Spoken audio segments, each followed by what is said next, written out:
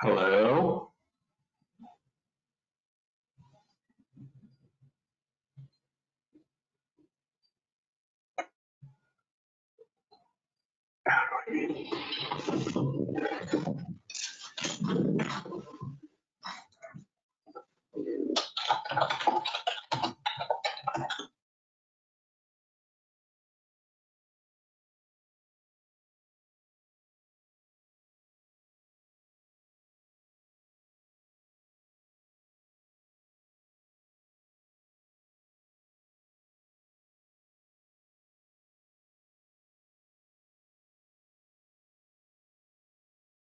Good afternoon, everyone. Starting early. We will be starting in about 15 minutes.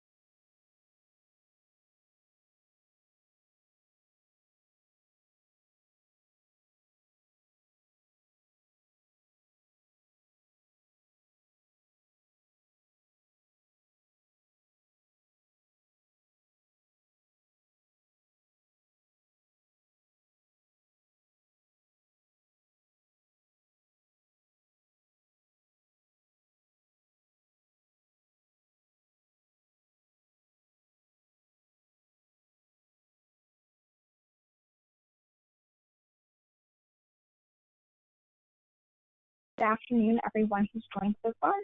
We are about 5 minutes away from starting our presentation today. We're going to try to start punctually this afternoon. We want to be respectful of everybody's time, so we're going to start right at 3. Thanks for your patience, and we'll be starting soon.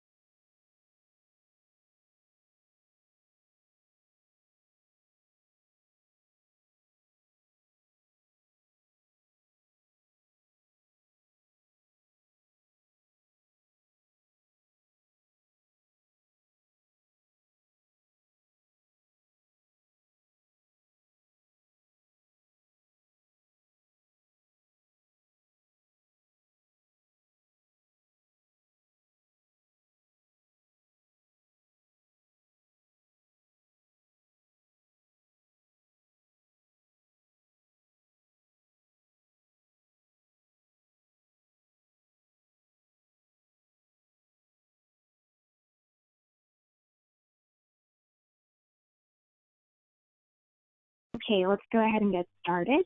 Good afternoon, everyone. My name is Sasha Beatty, and I am Deputy General Counsel at Association of Prosecuting Attorneys.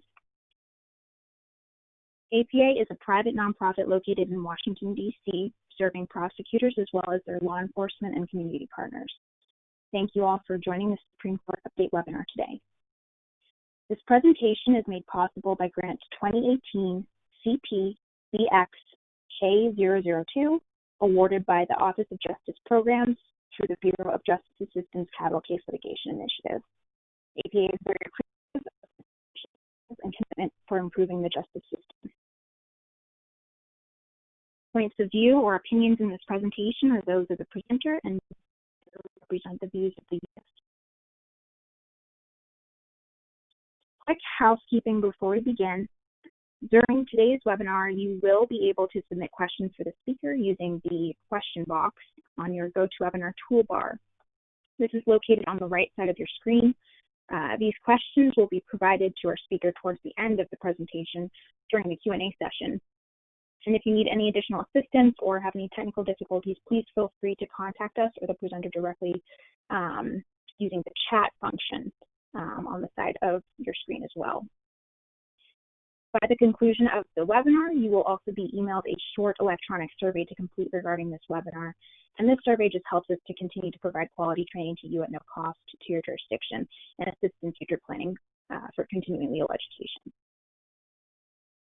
Now, today's webinar, 2020 Supreme Court Updates, will be presented by Attorney Bill Bilderback of the California Department of Justice, Criminal Division, Appeals, Writ, and Trials Section.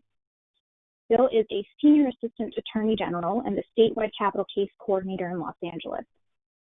Bill oversees post-conviction litigation for all 700-plus death row inmates. Bill has also been the principal attorney on hundreds of felony appeals and habeas corpus cases. Bill, thank you so much for joining us today. I'm going to turn it over to you.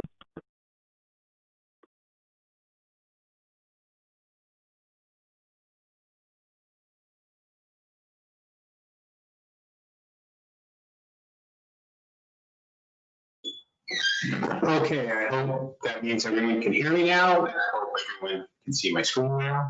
If you can't, I apologize and I'll do my best to fix it, but just hit me up in the chat if you have any problems hearing me or seeing me in any way.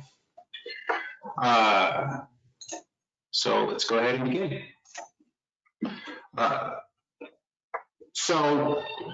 Like Sasha said, I'm here to talk about cases from the October term 2019 in the U.S. Supreme Court. They are hopefully going to be of interest to those of us who prosecute death penalty cases.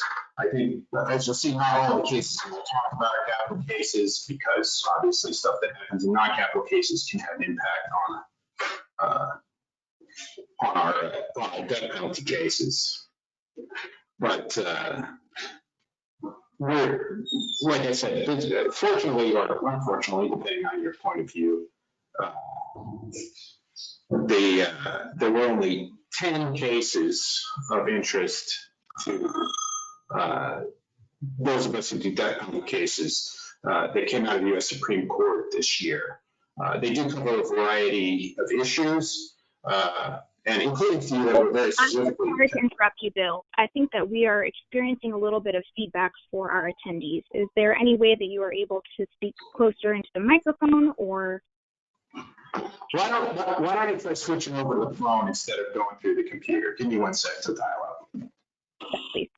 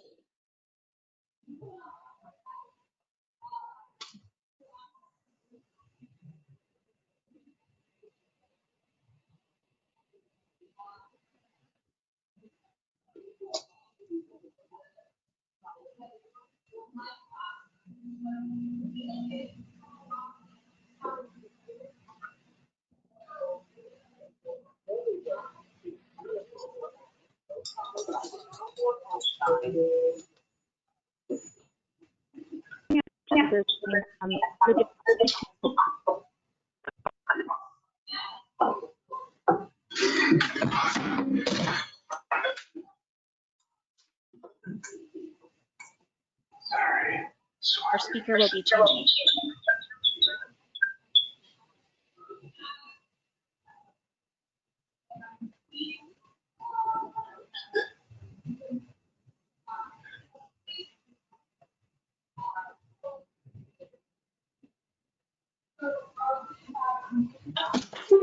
Please enter your access code followed by the pound or hash.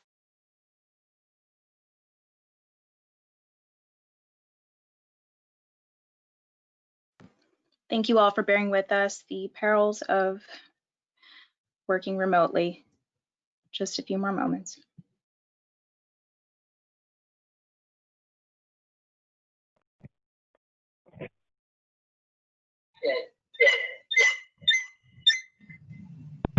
Is that better?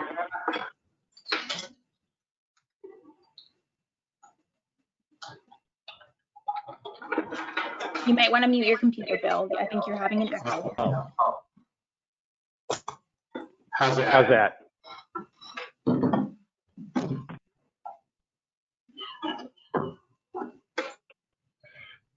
Okay, go ahead. Okay. Well, now I'm getting a lot of feedback from you, I think.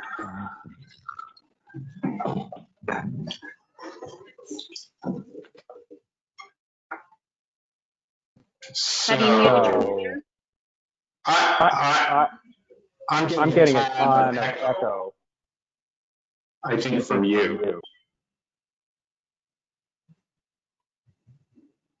How's that? About now.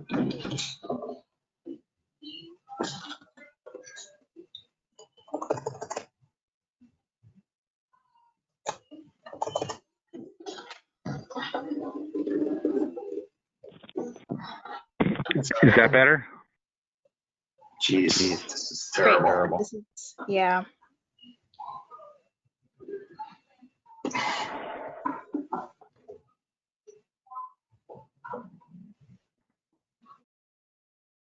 How's that? Is that better?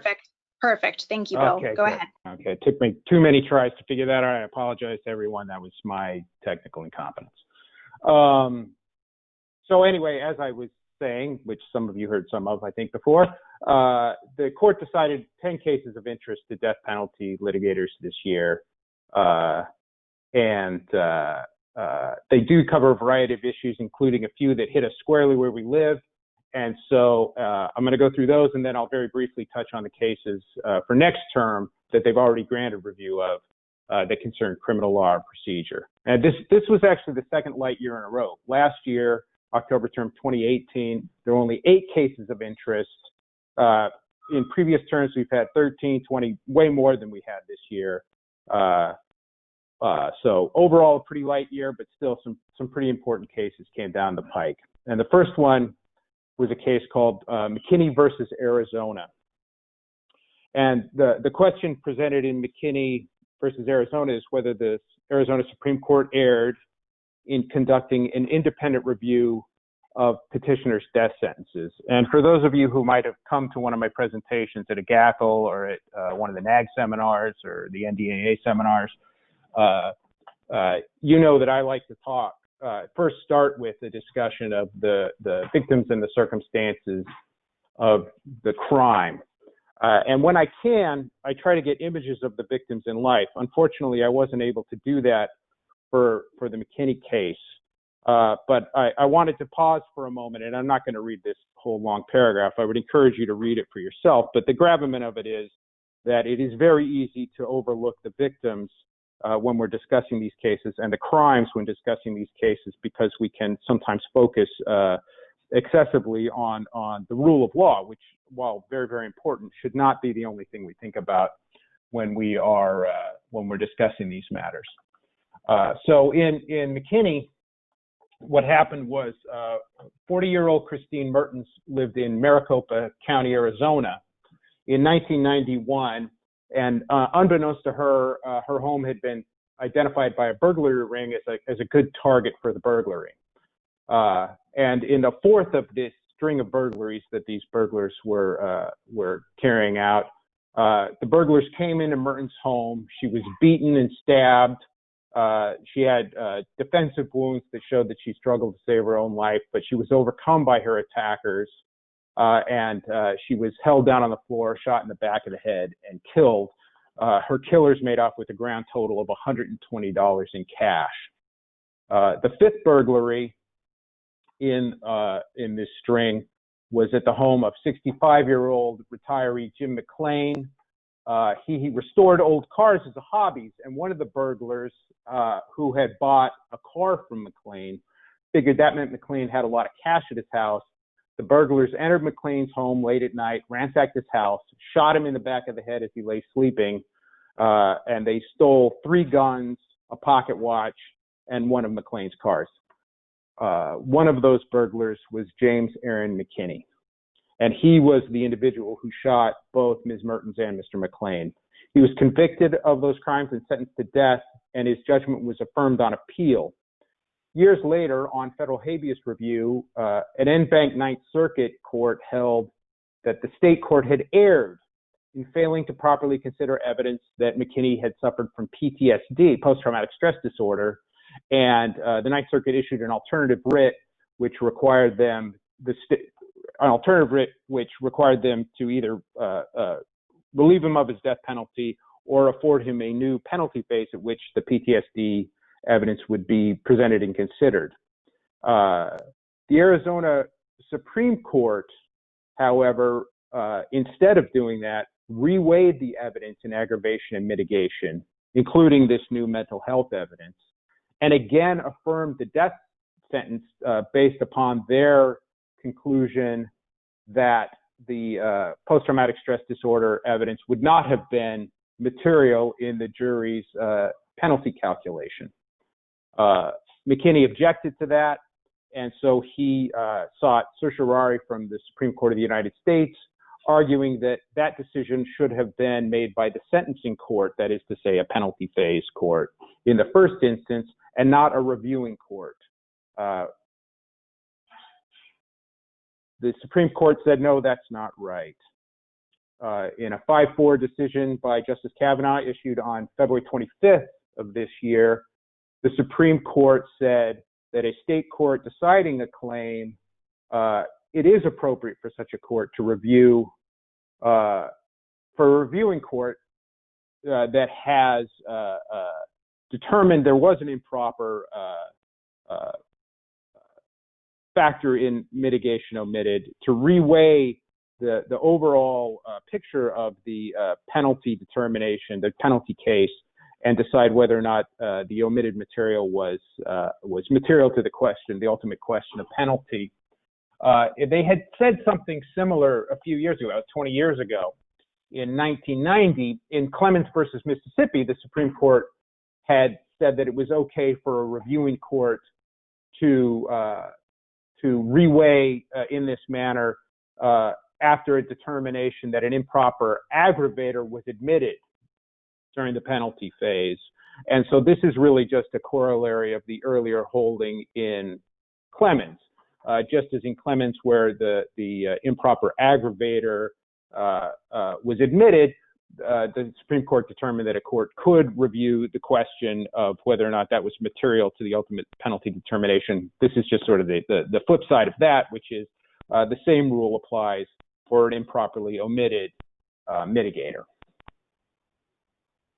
And so the takeaway from Clemens is that, from McKinney, is that the Clemens harmless error analysis applies to claims of improperly omitted mitigating evidence, just as it does to claims of improperly admitted aggravating evidence. And so it's not going to be a novel analytical structure that we're going to have to filter these claims through. It's just sort of a new factual picture that we're going to apply them to. So that brings us to our next case, which is Collar versus Kansas. And there were 2 issues presented in Collar versus Kansas. The first question is whether the due process clause prohibits a state from evaluating evidence of a mental disease or defect solely through the mens rea element of a crime. And if so, what does the Constitution require for a mental disease or defect defense in light of the complex and competing policy judgments about moral culpability, societal protections, and evolving medical science? I apologize for reading these slides. I know you're capable of reading them, and I try not to do that too much, but I just did it again. I'll probably do it again. Collar versus Kansas, just after Thanksgiving in 2009, which was consistent with the family tradition, Karen Collar went with her 3 children, Sean, Lauren, and Emily, to visit the home of Karen's mother, Dorothy White, in Burlingame, Kansas. On November 28, 2009, just after 6 p.m., a man entered White's house carrying a gun. He first encountered Karen, who was standing in the kitchen with her son, Sean. The man shot Karen twice, but made no move to harm Sean, who escaped to a neighbor's house. At that point, White apparently activated her life alert system, which summoned law enforcement and recorded some of the ensuing events.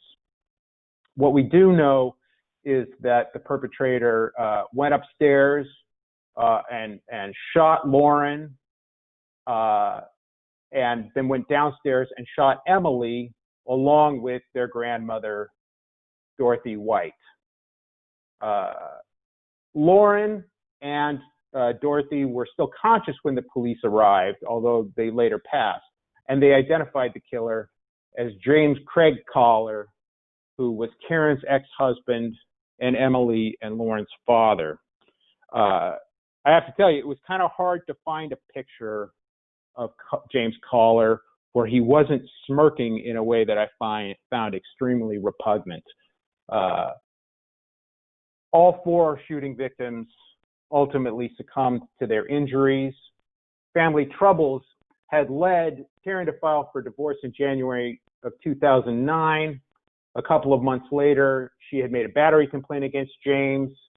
James tried to win Karen back by publicly humiliating her and trying to psychologically bludgeon her back into a relationship. That phrase, psychologically bludgeon, was his. Unsurprisingly, that was not a successful scheme to win back his estranged wife. Karen had picked up Sean, who had been visiting with James at James's parents' ranch in Meridian, Kansas. Then Karen drove with all 3 children from James's home in Meridian to Dorothy's home in Burlingame. Unbeknownst to them, Collar was pursuing them. Now, the legal question presented in this case has to do with an insanity defense. And I know that here in California and probably in most of your jurisdictions, you have an insanity defense that is more or less the lines of the historical and traditional McNaughton rule, which is that if a defendant fails to appreciate the criminality or moral wrongfulness of his acts, he is not guilty. Kansas has a different rule, however. And in Kansas, a mental disease or defect is only admissible on the question of culpability to the extent it impacts traditional notions of mens rea. So something that might act as a defense in California, for example, such as I had a delusion that I was being commanded by God to carry out this terrible act, and that command would be from God, would therefore not be an immoral act. That might act as a defense. I'm assuming, of course, for the purpose of this discussion, that these are sincere delusions that are actually held by the defendant. That doesn't work in Kansas. So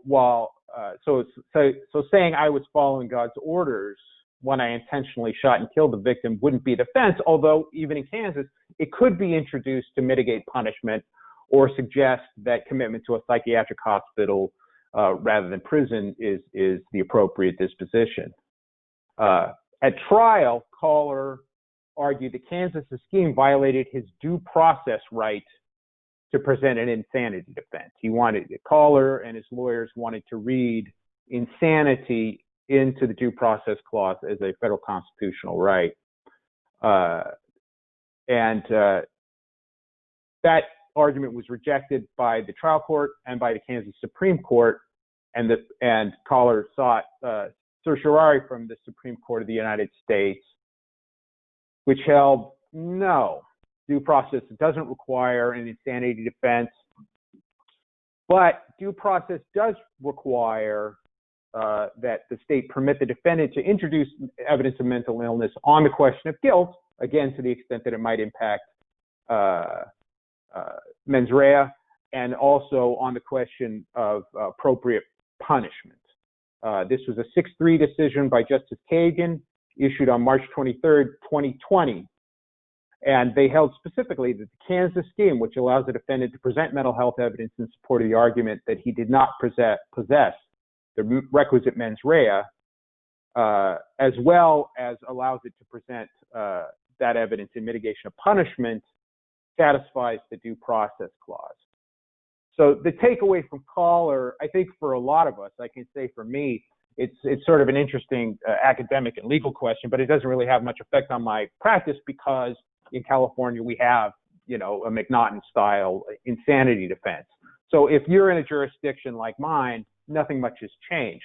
If you have what I would call the more nuanced view of Kansas, which is that insanity isn't a legal doctrine that we're prepared to recognize as a complete defense to crime, then you'll be fine as long as you do allow mental illness to inform both the question of culpability for the crime as well as allow evidence, that same evidence in terms of assessing the appropriate punishment. Next up, we have Davis versus the United States. And the question presented here is whether factual error is categorically immune from plain error review. This is copied and pasted from their petition for writ of certiorari in Davis versus the United States. And the only reason I'm making that point is because I'm well aware that whether statements should not be concluded with a question mark. Whether statements should be concluded with a period. It's only if you're actually asking it as an interrogatory should your question presented be ending with a question mark. That's my style tip for the Davis case.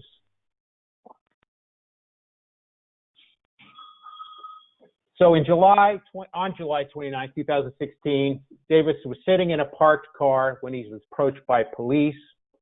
The police smelled marijuana and ordered Davis out of the car. They searched the car and found methamphetamine, ecstasy, and a firearm. Something similar had happened about 10 months earlier. He was pulled over for a broken taillight. The cops smelled marijuana and ordered Davis out of the car. And on that occasion, they found marijuana and firearm on Davis's person, and then more drugs and another firearm and firearms on other passengers in the car. So he had these two different crimes. Davis pleaded guilty, and he was sentenced to 2 concurrent terms of 57 months in prison. As you see, it's a USB case, so they always do these long sentences in terms of many, many months. And he ordered that this time, and it was ordered that his 57 months imprisonment be concurrent to federal time, be concurrent to any time that might be imposed as a result of the earlier July 29th. So there was the federal offense that was earlier in time, and then the subsequent federal offense that was as a result of the guilty plea. However, the court then ordered that this be served consecutively to any time that might be imposed for the earlier incident. So the federal prosecution occurred first in time, the state prosecution occurred thereafter. And as a result, he ended up with a much larger sentence than he otherwise might. Davis appealed this sentence, and he argued for the very first time that on appeal, he made an argument that he had not made in the district court. And on appeal, he argued that the district court plainly erred in failing to recognize that the federal sentencing guidelines recommended concurrent sentences for all pending state charges rather than the consecutive sentences that the federal judge had ordered. The government argued in response that whether Davis engaged in a common course of conduct, which is this thing that would allow, which would inform the question of consecutive versus concurrent sentences, was a factual question, and that these factual questions are immune from plain error review under the precedent of the Fifth Circuit, which is where this prosecution arose. The Fifth Circuit agreed with the government that this was immune from plain error review. This is all very complicated, and to the extent that the way I've explained this is confusing, that's just my lack of familiarity with the federal sentencing guidelines. Fortunately, none of that's very important to the disposition of the case in the U.S. Supreme Court. They granted cert, and they said that unpreserved claims of factual error are reviewed for plain error. This was a per curiam decision issued on March 23rd, 2020. We basically have a new understanding of when claims of factual error are reviewed for plain error. And the takeaway is basically for the Fifth Circuit is welcome to the rest of America. For those of us who didn't practice in the Fifth Circuit, the rule overwhelmingly was that, yes, these were amenable to plain error review. The Fifth Circuit position on that was an outlier. And so they now are more or less in line. So, for those of us who do most of our federal work, I could say for me, all of my federal work outside of the Fifth Circuit, it didn't really change anything. For those in the Fifth Circuit, it's a two-edged sword to be sure, because, often it is the defendants rather than us claiming that there was plain error. But nevertheless, to the extent that you have a district court that you think did engage in plain error, at least now you have a remedy that you previously didn't have available to you. Moving along now to Kansas versus Glover. And the question presented in Kansas versus Glover is whether, for the purposes of an investigative stop under the Fourth Amendment, it's reasonable for an officer to suspect that the registered owner of the vehicle is the one driving the vehicle, unless the officer has some information that suggests that it's not, that the registered owner isn't the driver. So this person here is Douglas County Sheriff's Deputy. Now you see him here getting his lieutenant star, Mark Merrer. And on April 28, 2016, Deputy Merrer was on patrol when he ran a registration check on a 1995 Chevy 1500. And that registration check showed that the vehicle belonged to Charles Glover Jr. When he ran the plate, it also came back that Glover's driver's license had been revoked. And based on that information and that information alone, Deputy Merrer effected a traffic stop. And he issued Glover, who was in fact driving the vehicle, a traffic citation. Glover challenged the citation on the basis that there was no reasonable suspicion to support the stop. The defense argued that since Deputy Merrer didn't know whether Glover was driving, he had no reasonable suspicion that the person driving, that their license was revoked, and so therefore there was no basis for the stop. And the trial court agreed with that, and they suppressed the evidence gathered from the traffic stop. And of course, because of the nature of this ticket was just you're driving without a license, basically they suppressed the evidence that Glover was driving the vehicle.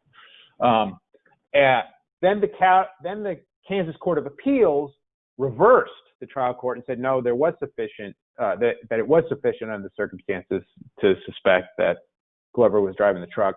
And then the Kansas Supreme Court reversed the Court of Appeals, agreeing with the trial court that the evidence was insufficient.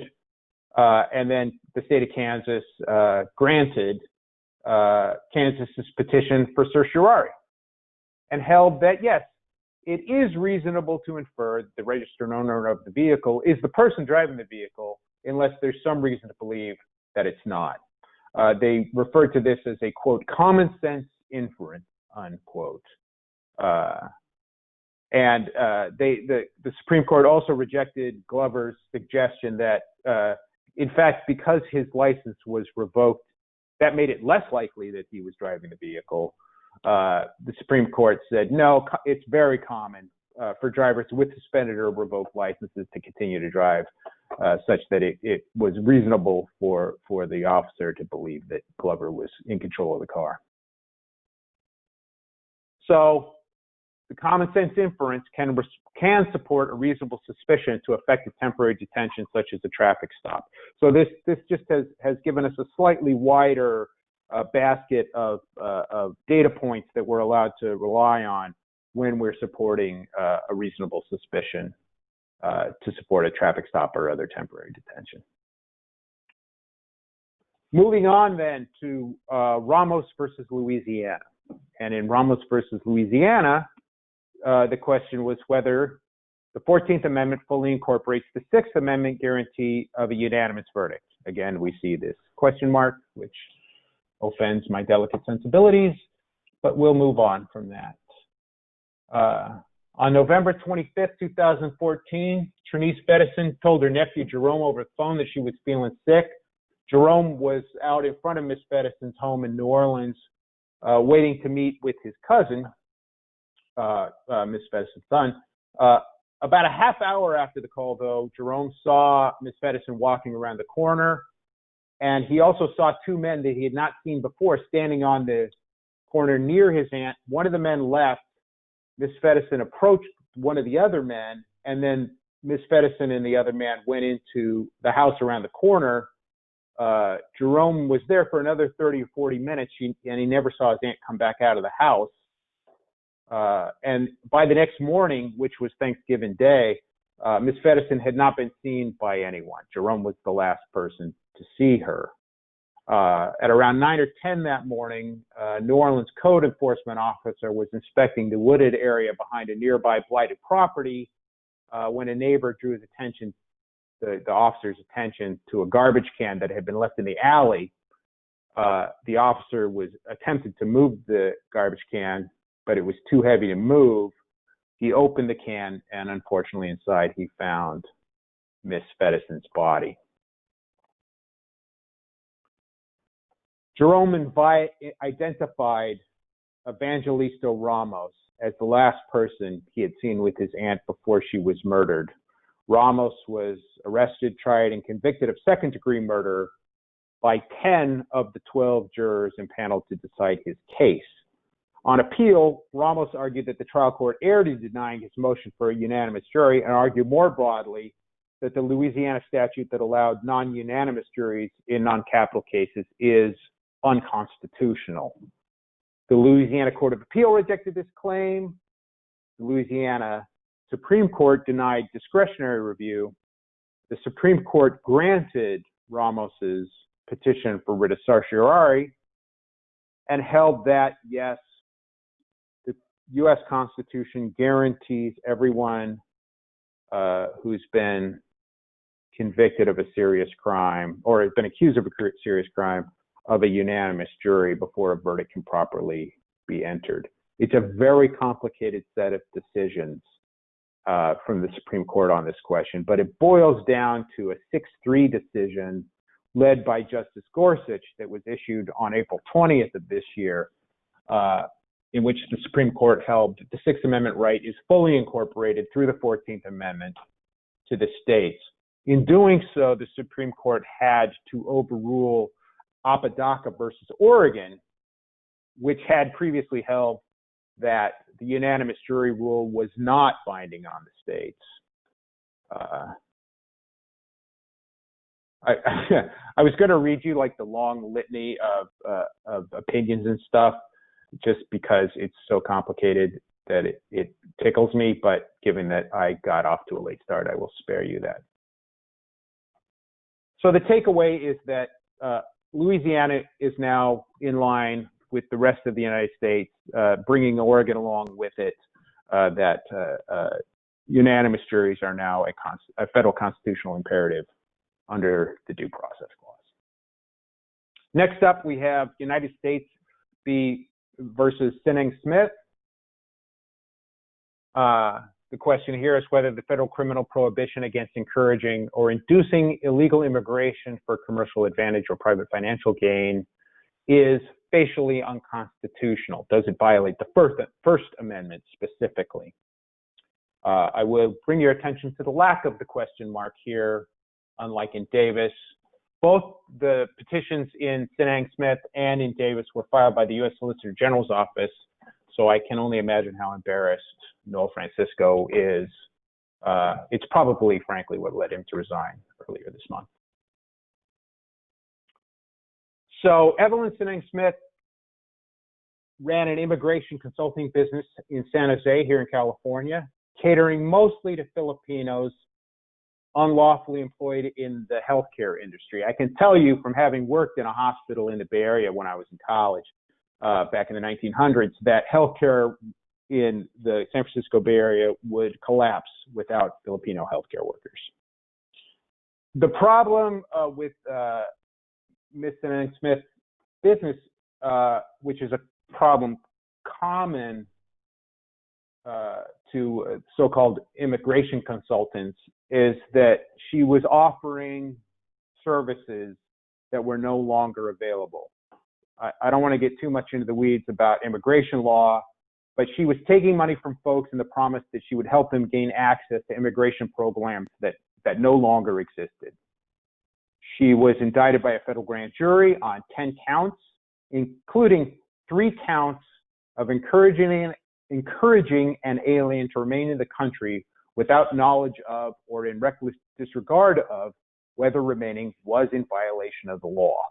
Those are the 3 counts relevant to our case here. She filed a motion to dismiss, arguing that this violated her First Amendment right to free speech. That motion was denied and she was convicted. Then she raised the same First Amendment claim in the Ninth Circuit Court of Appeals, arguing that it violated her First Amendment rights as a content-based restriction on speech.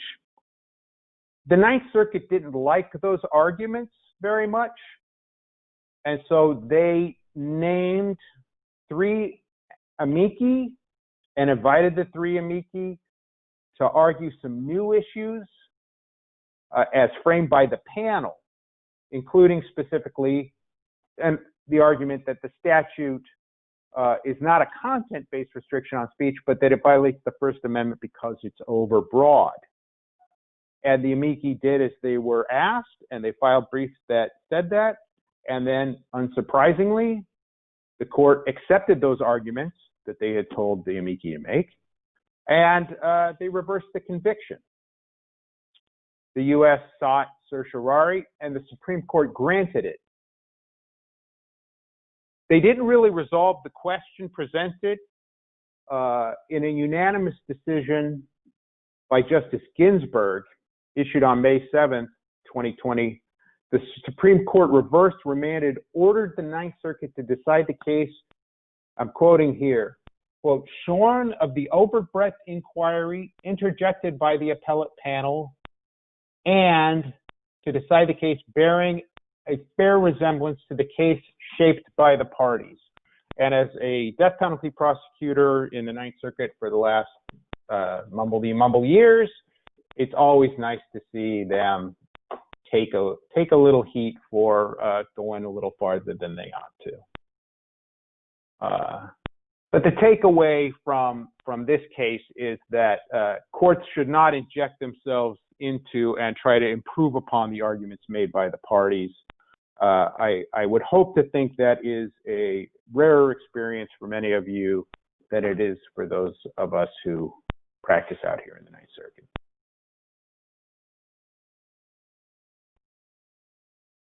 Next up, we have Bannister versus Davis. In Bannister versus Davis, the question is, are post-judgment motions filed under Rule 59E of the Federal Rules of Civil Procedure treated like successive petitions under 28 U.S.C. Section 2244? This is a question that really is only of interest to those of us who spend a lot of time on federal habeas. That's where I spend the bulk of my time. Certainly, that's where I spent the bulk of my time when I was a line deputy in the office. So these are the kinds of cases that are very close to my heart. Although for trial practitioners and state appellate practitioners, I know that they are sometimes a little dry and foreign. This is the Reverend Billy Eugene B.J. Mitchell Jr. On May 11, 2002, B.J. was riding a bicycle on the side of the road near Amherst, Texas, when he was struck and killed by Gregory Dean Bannister, who was high on cocaine at the time. Bannister was arrested, tried, and convicted of aggravated assault with a deadly weapon. His conviction was affirmed on appeal, and state collateral challenges were rejected. He then sought federal habeas relief, primarily based on claims of ineffective assistance of trial counsel and appellate counsel. The district court entered judgment denying the petition. After the district court judgment was entered, Bannister filed a timely Rule 59E motion based on asserted manifest errors of law and fact. That motion was denied. He filed a notice of appeal to the Fifth Circuit, which the Fifth Circuit dismissed as untimely. The Fifth Circuit held that although the motion was captioned a 59E motion, it was in fact an attack on the underlying conviction and thus should be treated as a second or successive petition, at which there are a lot of very high barriers to bringing second or successive petitions, and so that would have been a non-starter. The Supreme Court granted Bannister's certiorari petition and held that no, a Rule 59E motion is not a successive petition. It is a procedural step in the determination of the petition contemplated by the original motion, and this really just sort of separates it from a 60B motion, which the clock isn't running due to the filing of and during the pendency of a 60B motion. It is for a 59E motion, and so now we know that. They're relatively, in my experience, maybe your experience varies, these are relatively rare motions, so it's not going to have a ton of impact on my practice, but nevertheless, it's nice to at least have some certainty on the rule. Next up, we have Andrus versus Texas. And the question is, in IAC claims of ineffective assistance of counsel for flagrantly deficient performance. Again, I think we can all guess whether it was the state or the petitioner that generated this question presented. Flagrantly deficient performance, can courts deny relief following a truncated no prejudice analysis? I will tell you that when I'm assembling these presentations, as most of you probably know, there is the version of the question that is put forth by the petitioner, whether it be the state or the defendant, and then there is often a somewhat different presentation of the question, reformulated, recast by the opposing party. When I'm putting together these presentations, I use the question presented as formulated by the prevailing party. So I think that you can probably tell just by the prolific use of adverbs that this was a defense attorney wrote this, and given that is who I've decided to feature on the question presented page, I think you'll be able to make a reasonable prediction about how this case will have been resolved. So on October 15th, 2008, Avelino Diaz, who you see here on your left, was going to Kroger's in Fort Bend County, Texas. And as he was entering the parking lot, a man came up to him and shot him to death during an unsuccessful attempt to carjack him. The man fled on foot, and as he was fleeing on foot, another car started to pull into the parking lot. And he shot at the other car, killing Kim Bui, who you see here on your right, and injuring her husband, Steve, who you see on your left. Video surveillance footage and Crime Stopper tips led the police to Terrence Andrus. After he was arrested, he confessed to being the killer. He was tried, convicted, and sentenced to death for the murders of Bui and Diaz. His conviction was affirmed on appeal. He filed a state habeas petition alleging ineffective assistance to counsel in the investigation and presentation of mitigating evidence. For those of us who do death penalty cases, petitions alleging ineffective assistance of counsel in the investigation and presentation of mitigating evidence are our bread and butter. They are the thing we spend way more time on than anything else. The state court, this was a state petition, and the state court held an evidentiary hearing. The state trial court recommended to the Texas Court of Criminal Appeals that the writ be granted as to IAC penalty. But the Texas Court of Criminal Appeals rejected that recommendation, holding that the recommendation was not supported by the record. Andres filed a petition for writ of certiorari, and the Supreme Court granted it. Supreme Court held in a per curiam decision issued on June 15th, 2020. We're starting to get caught up to today. The Supreme Court held that the Texas Court of Criminal Appeals was wrong.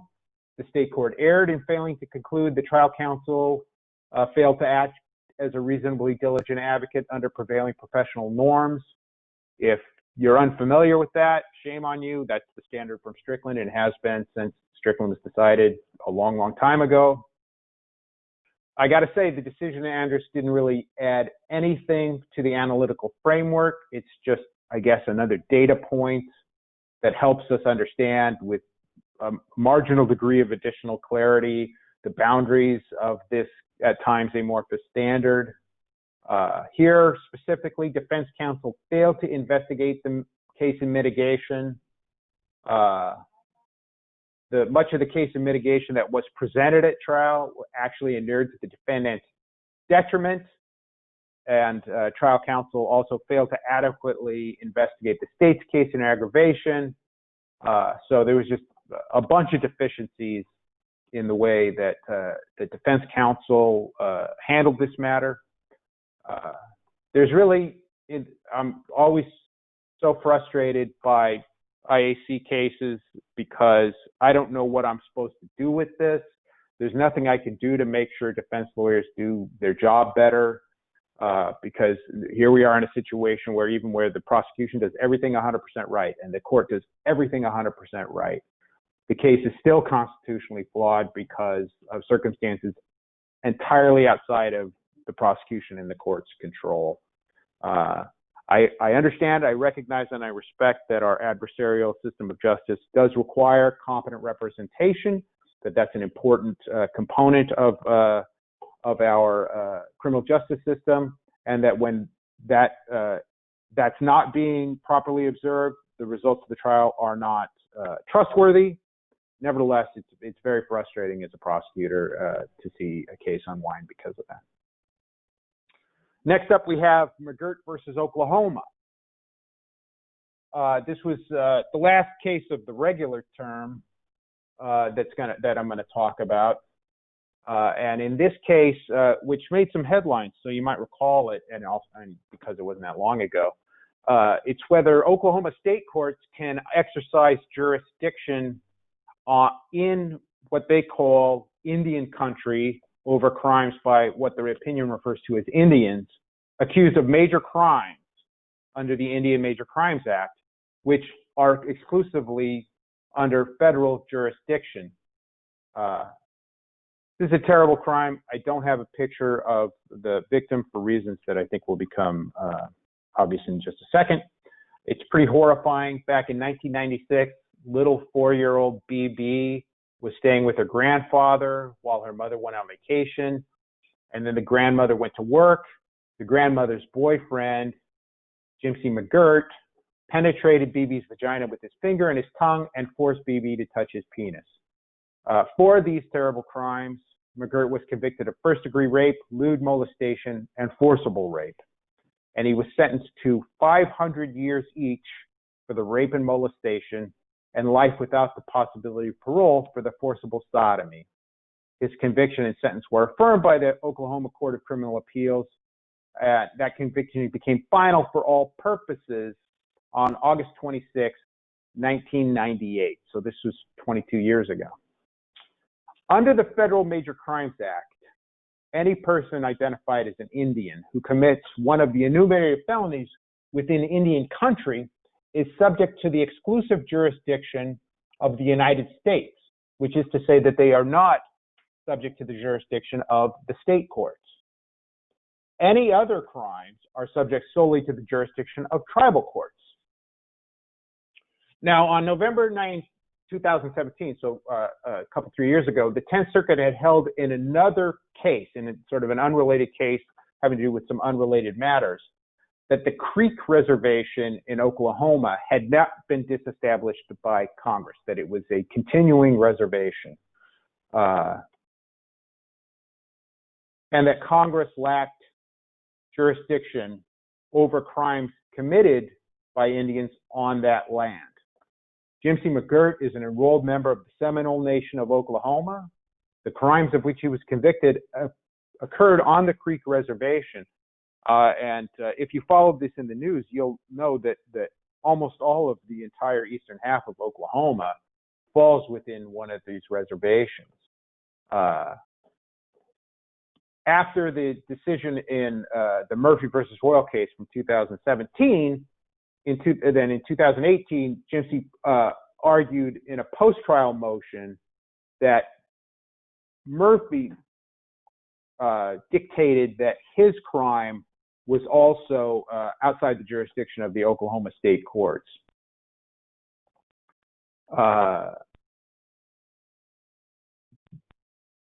All of the Oklahoma state courts denied this. This was well-settled law in the state of Oklahoma.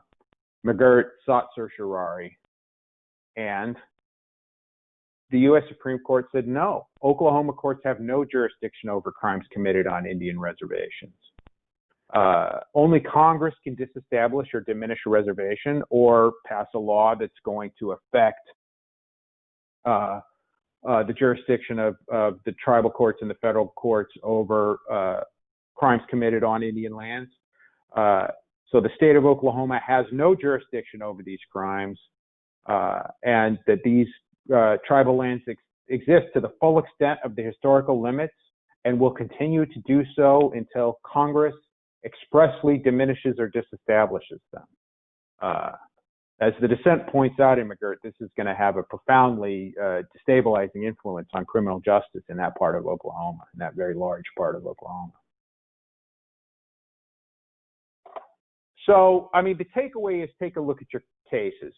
But I will tell you, if you're in, for example, I'm in California, and if you're in California, if you're in Alaska, Minnesota, Nebraska, Oregon, or Wisconsin, we're all covered by what's called Public Law 280, which is a 1953 federal statute that transferred jurisdiction from the federal court to the state courts over criminal matters involving tribal members on tribal lands. So for that, largish portion of America, we're already covered on that. And clearly there was no similar law in place in Oklahoma. So just check your local rules and see what the deal is in your jurisdiction. Fortunately for me, after I had sort of a heart flutter after this came out, because California is a very large native population and we have a very large native lands, then I was shown Public Law 280 and I calmed back down. But take a look at it, because it is going to have a substantial effect in Oklahoma, and it may have a substantial effect in your jurisdiction depending on what your local rules are. Okay, so this is a bonus case that was decided actually after the end of the 2019 term, and this is a case that involved the first federal execution in many, many years, and it did result in a published opinion. And since it happened before my presentation today, I thought I should throw it into the conversation. And this was Barr versus Lee, and the question there is: should the Supreme Court vacate a preliminary injunction prohibiting an imminent execution based on Eighth Amendment concerns? This is William Muller. He lived in Tilley, Arkansas with his wife and daughter. He was a gun dealer, and he kept a large collection of guns and ammunition in his home. In February of 1995, a guy named Chevy Kehoe and his father robbed Muller. And in January of 96, so about a year later, Kehoe put into action a plan to rob Muller again. Kehoe had formed an organization known as the Aryan People's Republic, also known as the Aryan People's Resistance, with the goal of establishing an independent white Christian nation in the Pacific Northwest. Kehoe traveled from his home in Washington State and drove with an accomplice to Arkansas. They dressed themselves as police in police raid clothing, and they went to Muller's home, but they didn't find anybody there. So they waited. And when the Mullers returned home, Kehoe and his accomplice overpowered Muller and his wife, Nancy. They incapacitated Muller and Nancy, and then they questioned Nancy's little girl, Sarah, 8 years old at the time, about where to find valuables. And she actually knew where some were, and she directed them to $50,000 in cash and a bunch of guns and ammunition. After they got all of that stuff, they shot all three victims with stun guns, incapacitating them, and then put plastic bags over their head, wrapped their necks with duct tape, and threw their bodies in the Illinois Bayou about an hour away. The bodies were discovered about 6 months later. Kehoe and his companion returned to Spokane. They traveled to several states selling the guns they had stolen from Muller, and that was basically how they got caught. Kehoe was arrested in 1997 along with his accomplice, Daniel Lewis Lee. They were both prosecuted and convicted of the crime. Kehoe's penalty was fixed at life. Lee's jury sentenced him to death. In the years since his conviction, Lee made several challenges to the federal execution protocol. That protocol was revised back in July of last year to constitute just a single massive injection of pentobarbital. Overdose of pentobarbital is the method of injection that the feds use now. And that was the same method of execution that has been used by several states since 2012, and it's been used over 100 times. And those of you who came to the AGACL conference last year will remember me talking about Bucklew versus Precythe, in which the U.S. Supreme Court rejected an Eighth Amendment challenge to the pentobarbital overdose method of execution. So in a per curiam decision with 4 justices dissenting issued on July 14th, so just a couple of weeks ago, the court vacated the stay. They rested its decision on the likelihood that he would not prevail on the merits of his claim that the method of execution was cruel and unusual. They noted that far from the standard that they had articulated in Bucklew, which requires an inmate to show that the state's method of execution, but that the method of execution that the state adopts super adds terror, pain, or disgrace to the execution. Basically, it has to show that that's one of the things the state is trying to do by adopting that method of execution. That in the absence of that, an Eighth Amendment challenge will not succeed. Here, an overdose of pentobarbital is not designed to add terror, pain, or disgrace. In fact, it is designed to be a painless method of execution that has been repeatedly upheld both by the Supreme Court in Bucklew and numerous courts of appeal challenges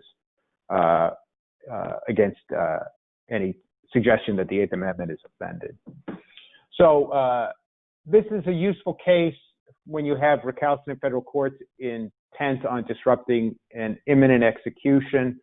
We had a similar situation in the first execution in California after Furman, where the court, both the district court and the Ninth Circuit Court of Appeal, just kept issuing stay after stay, and the Supreme Court kept vacating the stay. And then finally, the Supreme Court just had to say, all right, you're not going to, no more stays shall issue except from this court, and then the execution proceeded.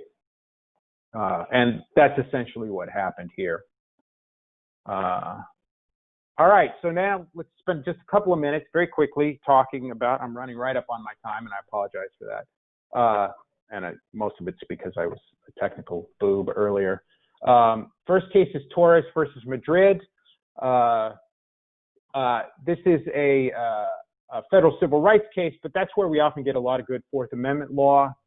And the question here is,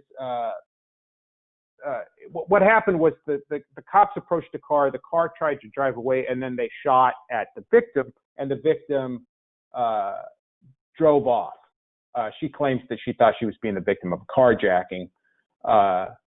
And the question in the civil rights lawsuit is whether or not the use of physical force, which is to say in this case shooting the victim, constitutes a seizure, or since the application of physical force was unsuccessful in restraining the subject, does it not count as a seizure?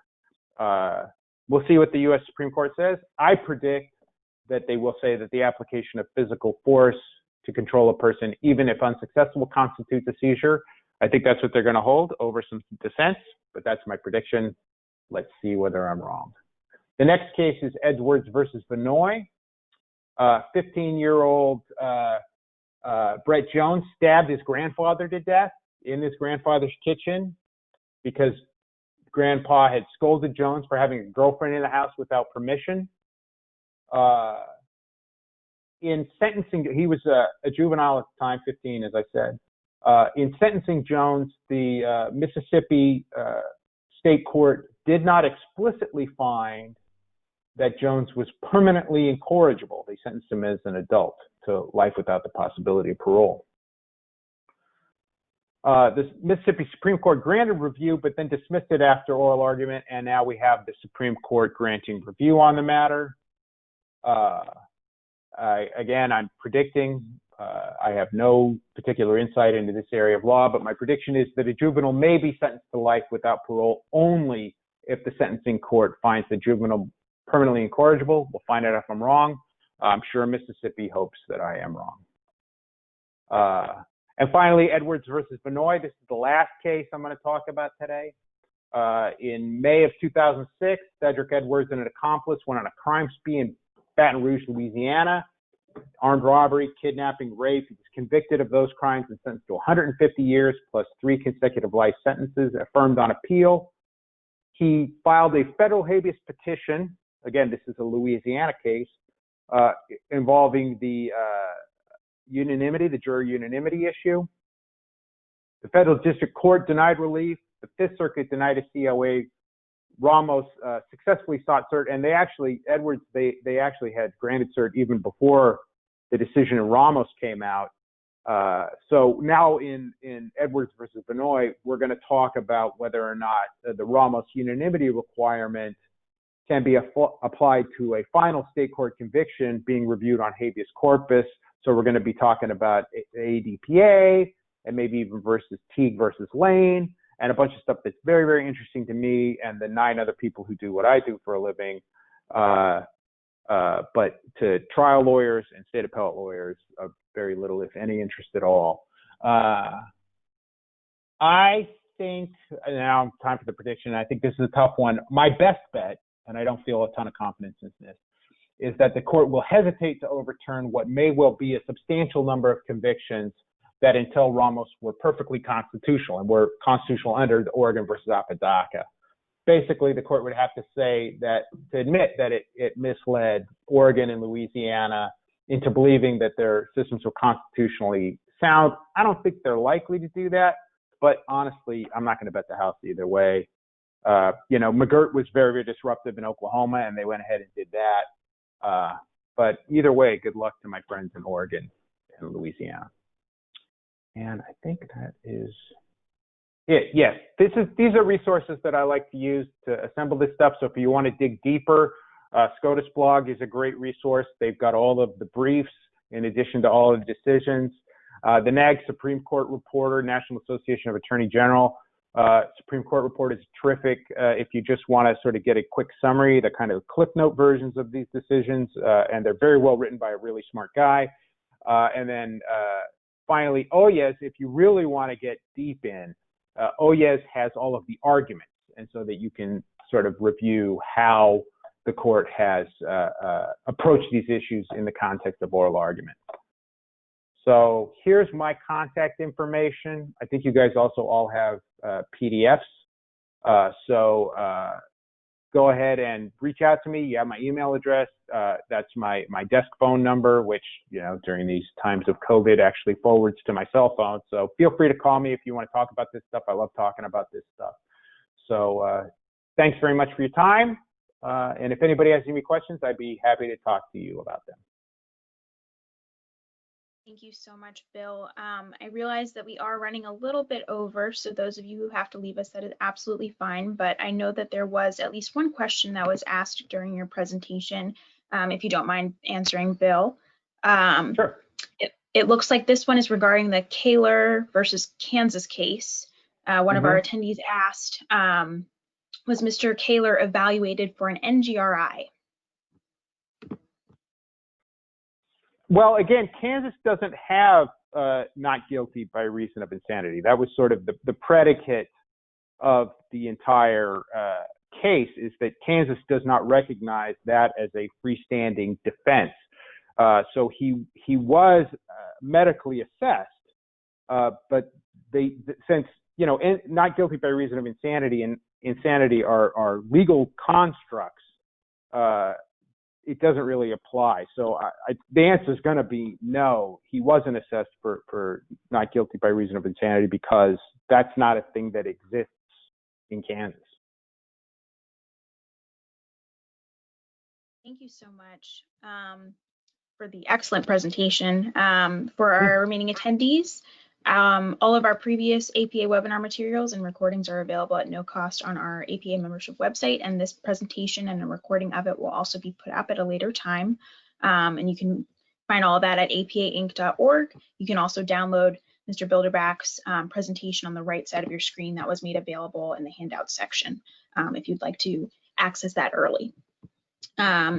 Thank you all again. If you have any questions or concerns, please email us at webinars@apainc.org. And thank you everyone so much for attending. And once again, thank you, Bill, for this excellent presentation. I think we really derived a lot of useful information out of it. Thank you, Sasha. I appreciate your help setting this up. Absolutely. All right. Thank you, everyone. All right. Bye.